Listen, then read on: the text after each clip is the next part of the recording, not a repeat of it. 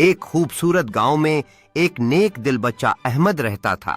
وہ ہمیشہ دوسروں کی مدد کرتا اور سچ بولتا تھا۔ ایک دن وہ جنگل میں کھیل رہا تھا کہ اچانک ایک جادوئی پری اس کے سامنے نمودار ہوئی۔ پری کے ہاتھ میں ایک چمکتا ہوا ستارہ تھا۔ پری نے احمد سے کہا، میں نے تمہیں کئی بار دوسروں کی مدد کرتے اور جھوٹ سے بچتے دیکھا ہے۔ آج میں تمہیں ایک انعام دینا چاہتی ہوں۔ یہ ستارہ تب چمکے گا جب تم کسی نیک کام کے بارے میں سوچو گے۔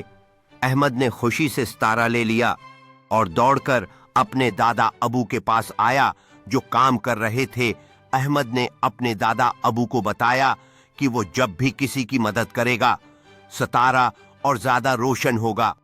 گاؤں کے سب لوگ حیران رہ گئے کہ احمد کے پاس یہ روشنی کہاں سے آتی ہے۔ آخرکار احمد نے گاؤں والوں کو بتایا کہ یہ روشنی صرف سچائی، محبت اور مدد کرنے سے بڑھتی ہے۔ سب بچوں نے فیصلہ کیا کہ وہ بھی نیک کام کریں گے تاکہ دنیا روشن اور خوبصورت ہو جائے۔